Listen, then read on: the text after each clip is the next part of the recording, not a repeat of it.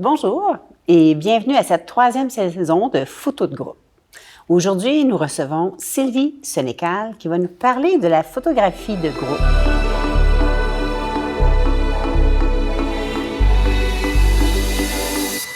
Bonjour Sylvie. Bonjour Brigitte. J'ai failli perdre ton nom. Non, mais pourtant, ça fait longtemps qu'on se connaît. Bien sûr. Sylvie, tu fais quand même beaucoup de voyages. Oui. Donc, ton sujet, c'est photos de groupe. Comment fais-tu, justement, pour t'assurer de prendre des belles photos? Quelle est ton approche, tiens? Mon approche, c'est que dans les groupes de voyage, on est des fois 40, 42, on s'aperçoit qu'on a beaucoup de monde devant nous. Donc, quand on fait des escales avec l'autobus, mais là, on décide qu'on reste en arrière. On a toujours des audioguides, on a toujours un guide local, un guide derrière notre guide habituellement qui nous suit. Et puis, ce qui fait que les photos, on les prend jamais de devant. On va être en arrière, donc on entend c'est quoi la bâtisse qui est importante ou dans le fond, tous les événements qui se passent, parce qu'habituellement, quand on arrive, il y a des événements aussi, fait comme la journée internationale du travail à Séville, il y avait beaucoup de monde. Donc, en plus de nos 42, on est beaucoup de monde. Alors, moi, je prends les photos latérales, c'est-à-dire que je me tourne de côté, sur ce bord, à gauche, à droite, puis surtout en arrière. Quand on se tourne en arrière, on a tout vu. Et normalement, c'est les locaux qui sont là. Il y a moins de touristes parce qu'on est dans le groupe de touristes. Fait que c'est mon approche pour faire de belles photos.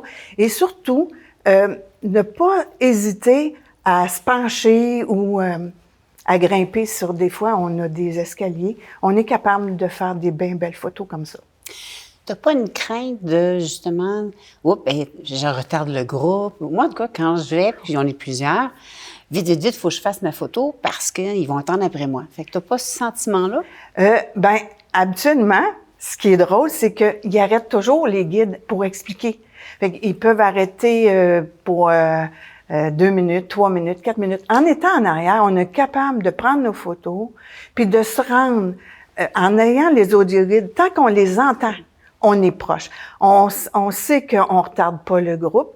Puis, étonnamment aussi, la guide locale, même si ça fait peu de temps qu'elle nous connaît, va savoir, exemple, elle va dire, OK, le petit chapeau de paille est arrivé, donc tout le monde est ici.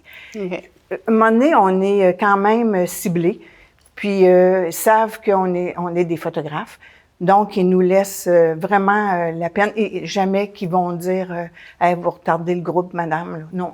Fait que ça, faut vraiment être d'oser faire des photos. Puis surtout, des photos qu'on va voir de rue. Des fois, il y a quelque chose qui nous accroche, puis on dit, on la prend. Même s'il y a des gens, parce que de toute façon, c'est ça, les photos aussi de voyage, de se rappeler. Puis qu'est-ce qui fait une bonne photo? C'est quand on ait le sentiment qu'on revit le sentiment de la photo qu'on a prise. Ça m'est arrivé tu sais, quand on regarde ça, puis je dis, oh mon Dieu, je sais où j'étais, où le groupe était situé. Tu as tellement raison là-dessus. Fait que ça, pour moi, c'est ça une bonne photo de voyage. Je sais pas toi, là, mais... Ben oui, moi aussi, c'est la même chose. J'ai le même sentiment. Une photo, on la fait pour soi, en fait. Si les autres l'aiment pas, ça me dérange pas. Moi, je l'aime. Comme tu viens de dire, j'étais là, j'ai vécu. Donc, quelle est ton approche? Maintenant, tu as ciblé ce que tu veux photographier. Tu as parlé tout à l'heure de posture. Est-ce qu'il y a autre chose que tu prends en considération pour faire ta photo? Oui. Avant le départ, on a toujours nos endroits où on va. Puis, on va tout sur Google pour savoir comment je vais m'habiller, etc. Mais on peut regarder les photos que les gens font. Quand on sait qu'on va à cet endroit-là, mais on va le cibler, cet endroit-là. C'est-à-dire qu'on va le prioriser Je prends exemple la tour de Belém qui est au Portugal. Quand les autobus arrivent, on voit la tour, puis on voit plein de monde, puis on voit 4-5 autobus, puis là, on va se placer directement parce qu'on sait qu'on peut la faire, cette photo-là. Fait qu'on va, puis là, moi, je suis allée à la tour de Belém, je me suis penchée, mais malheureusement, mon objectif était trop... j'avais pas pensé à un plan large. Je l'ai fait au cellulaire, mais elle était super jolie, là. Et ça a été ma fierté du jour. Ça, je m'en rappelle. C'est comme ça qu'il faut penser voyage. Des fois, aller voir sur Google, on se dit, OK, moi, je vais le faire, cette photo-là. Fait que c'est ça en voyage de groupe aussi, là. Tu viens d'embarquer sur l'équipement. Donc, tu dis que tu pars avec ton cellulaire. Qu'est-ce que tu amènes comme équipement quand tu pars faire des photos de voyage? En voyage, j'essaie d'aller au minimum. C'est-à-dire, là, je vais prioriser, parce que je l'ai priorisé l'automne dernier, un 16-300. C'est un plan large ou un zoom. Peux-tu expliquer un petit peu pour ceux qui ne font pas de photographie? C'est qu'un 16 mm, on voit vraiment un plan, quand on regarde à l'écran de notre caméra, parce qu'on est toujours comme ça, on voit plus large. Mais s'il arrive quelque chose qu'on va aller cibler, mais on peut zoomer. Notre photo, on n'est pas besoin d'être prêt. Je m'explique tout simplement comme quand je suis allée en croisière de la Nouvelle-Orléans, au moment où je départ, Orléans, on est allé à Sydney. À Sydney, il y a, c'est toute une histoire pour les Acadiens qui ont été déportés et tout. Et j'ai pris un plan rapproché. Et ce qui fait du bateau et du monument où est-ce que le bateau avait été torpillé par les Allemands, je crois, et ça fait comme si c'est tout près, alors c'est pas tout près. C'est ça, un plan rapproché. C'est que je vais chercher un élément, mais je le rapproche dans ma photo. Donc, l'arrière-plan est rapproché aussi. C'est ça, un zoom. C'est bon aussi quand on a des animaux qu'on s'attend pas de voir là, en voyage, puis ils sont là. Mais à ce moment-là, comme les cigognes au Portugal, ils étaient dans leur nid à partir. Ça prend un zoom. Et là, on est capable d'aller le cibler parce qu'on est capable d'aller faire notre plan rapproché. Tandis que le plan plus large, on voit vraiment des beaux paysages, des photos de rue. C'est pas mal ça, la différence. Est-ce que c'est ta caméra? Oui. Oui. Donc, est-ce que c'est ça ta 18-300 que tu parles? La 16-300, oui. Ce que ça fait, ça c'est un plan large, puis on s'aperçoit que on va aller le chercher, l'œil ouvre, pour aller fermer, pour aller cibler vraiment le plan pour être rapproché. C'est ça le zoom. Et c'est pas pesant, c'est compact, ça rentre très bien dans un sac à dos. Moi, je privilégie aussi le sac à bandoulière parce que c'est plus facile d'avoir accès quand on est en voyage. Okay. Pour l'insérer dedans, si on a des musées aussi, allez l'insérer dedans. Ce qui est intéressant aussi, ce que j'aime bien comme truc, c'est une petite bretelle. Ça est facile parce qu'on peut la mettre et en bandoulière et comme ça, ce qui fait qu'on a toujours la caméra en avant. OK. Veux-tu la mettre, moi? Oui. Je comprends.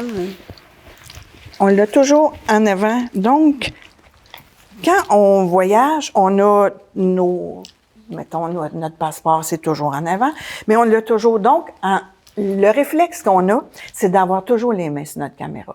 Donc, ce qui fait que on se protège aussi. Si on veut se pencher, on peut prendre appui parce que on est comme ça. Ça m'est arrivé de prendre des photos aussi appuyées sur un remblai. Fait que ça va bien, là. Regarde, il bouge avec nous. Puis, on est sûr qu'on se le fait pas accrocher. Puis, pour décrocher, ils vendent des petits trucs. Regarde.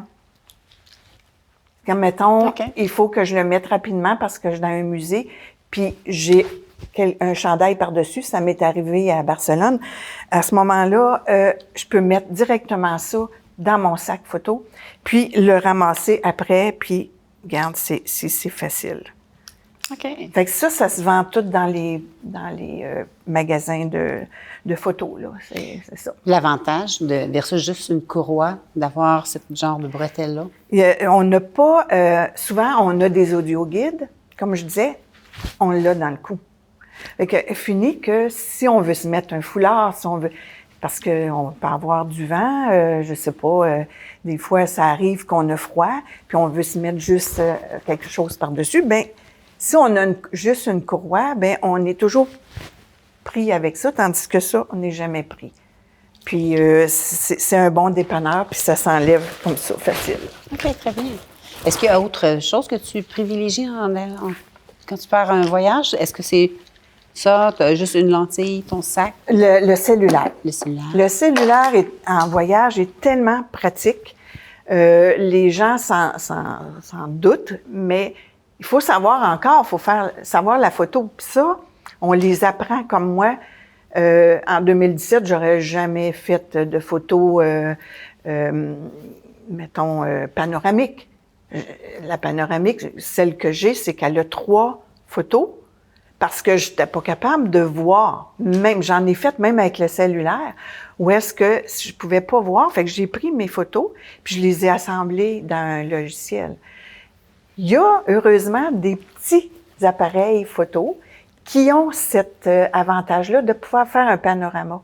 OK. Ça, c'est très intéressant aussi parce que à ce moment-là, elle le fait elle-même, mais il faut quand même être habile pour la faire la photo parce qu'elle fait tout. Elle assemble toute la photo. Là, on l'entend assembler. Mais moi, ces choses-là, je les ai apprises par des cours photo, par le club photo, par de l'aide aussi. Ça, c'est Éric qui m'a expliqué, Éric Champigny, qui m'a expliqué comment faire la photo panoramique. C'est parce que c'est de l'aide qui vient du club photo, là. C'est ça qui est intéressant. On met ça dans notre petit bagage, notre petit baluchon, puis on part. Parfait. À l'aventure. En terminant, est-ce que je vois que tu as amené des albums? Oui. Est-ce que tu peux juste nous faire un mot rapide là-dessus? Oui. Ça m'intéresse. Les personnes qui font des photos de voyage, souvent numérique, là, ça arrive. Mais si on les met comme ça, on a quand même un souvenir. Fait que faites des photos, mettez-les, puis c'est tellement intéressant de montrer aux gens les photos qu'on peut faire en voyage. Et ça me donne vraiment le goût de partir. Donc, merci beaucoup pour ton partage. Ça me fait plaisir. Si les gens, vous avez le goût d'en savoir plus, tu as mentionné le club. Le club est toujours prêt à accueillir plein de membres. Et puis, qui sait, on pourra peut-être faire un voyage de groupe ensemble. Exactement. J'attends que ça. OK. Merci beaucoup. À la semaine prochaine.